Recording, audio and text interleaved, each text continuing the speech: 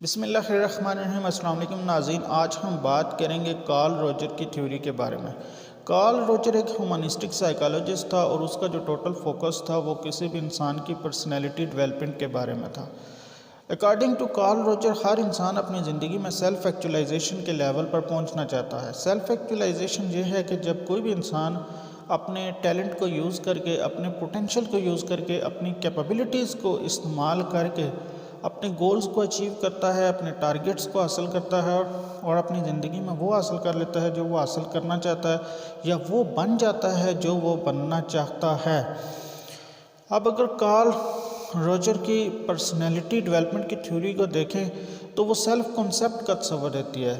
Self concept ये है कि कोई भी इंसान के अपने बारे में जो उसकी परसेप्शंस होती हैं, जो बिलीव्स होते हैं, इसको सेल्फ कॉन्सेप्ट कहते हैं। सेल्फ इंसान की इनर पर्सनैलिटी होती है, सेल्फ इफ़ेक्ट होता है, सेल्फ इन्फ्लुएंस होता है, एक्सपीरियंसेस जो आपकी ज़िंदगी के साथ हो रहे होते हैं। और दूसरे नंबर पे है कि इवैल्यूएशन बाय अदर्स, के सोसाइटी आपको कैसे परसीव करती है, इससे आपका सेल्फ कॉन्सेप्ट बनता है।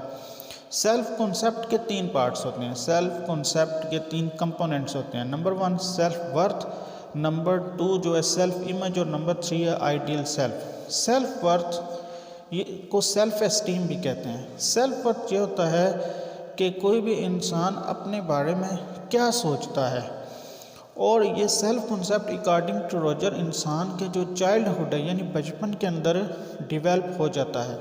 बचपन के अंदर किसी भी बच्चे की इंटरेक्शन अपने माँ और बाप के साथ होती है, अपने पेरेंट्स के साथ होती है। तो अगर पेरेंट्स के साथ बच्चे के तजर्बात अच्छे हैं, तजर्बात उसके जो एक्सपीरियंसेस हैं वो ठीक हैं, यहाँ पे अनकंडीशनल पॉजिटिव रिकॉर्ड की बात की गई है कि किसी भी बच्चे को अपने पेरेंट्स की तरफ से अगर इफेक्शन, लव मिलेगा जिसके साथ कोई कंडीशन नहीं होगा, यानी अनकंडीशनल मिलेगा, तो उस बच्चे का जो एस्टीम है वो हाई होगा, और हाई सेल्फ एस्टीम के साथ ही आप सेल्फ एक्चुअलाइजेशन की तरफ जा सकते हैं, आप अपनी ज़िंदगी में बड़ा काम कर सकते हैं। और अगर किसी भी बच्चे को अपने बचपन में पॉजिटिव रिकॉर्ड नहीं मिला, या कंडीशनल पॉजिटिव रिकॉर्ड मिला है, या नेगेटिव रिकॉर्ड मिला है, तो जो उसका सेल्फ एस्टीम होगा वो बहुत लो होगा। और लो सेल्फ एस्टीम के साथ सेल्फ एक्चुअलाइजेशन के लेवल तक पहुंचना बहुत मुश्किल है, बल्कि लो सेल्फ एस्टीम के साथ कोई भी इंसान अपनी ज़िंदगी में चैलेंज को पूरा नहीं कर सकता, वो चैलेंजेस को एक्सेप्ट नहीं करता। जब चैलेंजेस को एक्सेप्ट नहीं किया जाता तो ज़िंदगी में कोई भी बड़ा काम नहीं किया जा सकता। तो सेल्फ वर्थ के बाद जो दूसरा कंपोनेंट है उसको कहते हैं सेल्फ इमेज। सेल्फ इमेज ये होता है कि कोई भी इंसान अपने आप को कैसे देखता है, यानी फिज़िकली वो अपने आप को कैसे देखता है, वो क्या समझता है कि वो हैंडसम है या अगली है, यानी खूबसूरत है या बदसूरत है, वो सेहतमंद है या सेहतमंद नहीं है, वो एक्टिव है या एक्टिव नहीं है। तो सेल्फ इमेज जो है ये भी इंसान की पर्सनैलिटी पे असरअंदाज होता है, इंसान की पर्सनैलिटी को बहुत ज़्यादा इफ़ेक्ट करता है। और नंबर 3 पे है आइडियल सेल्फ। आइडियल सेल्फ का मतलब ये है कि कोई भी किसी भी इंसान की जो ख्वाहिशात होती हैं, जो उसके गोल्स होते हैं, जो उसके टारगेट्स होते हैं, या वो अपनी ज़िंदगी में जो बनना चाहता है या हासिल करना चाहता है, वो उसका आइडियल सेल्फ है।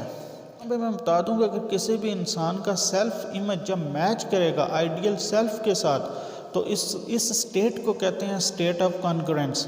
और जब कोई भी इंसान स्टेट ऑफ कॉन्करेंस में होगा तो तभी वो एक्चुअलाइजेशन के लेवल पर पहुंच सकता है। अगर सेल्फ इमेज आइडियल सेल्फ के साथ मैच नहीं कर रहा तो इसको कहते हैं स्टेट ऑफ इनकॉन्करेंस। और जो इंसान स्टेट ऑफ इनकॉन्करेंस में होगा उसके लिए अपने सेल्फ एक्चुअलाइजेशन के लेवल पर पहुंचना बहुत मुश्किल है। अब सेल्फ एक्चुअलाइजेशन का जो कॉन्सेप्ट है वो कार्ल रोजर से पहले अब्राहम मैस्लो ने दिया था। तो अब्राहम मैस्लो भी ये समझता था और कार्ल रोजर भी ये समझता था कि it is very difficult to achieve the level of self actualization, यानी ये बहुत मुश्किल है कि कोई भी इंसान अपनी ज़िंदगी में सेल्फ एक्चुअलाइजेशन के लेवल पर पहुंच सके। लेकिन अपनी पर्सनैलिटी की डेवलपमेंट के लिए कार्ल रोजर की थ्योरी को पढ़ा जा सकता है, कार्ल रोजर की थ्योरी को यूज़ किया जा सकता है।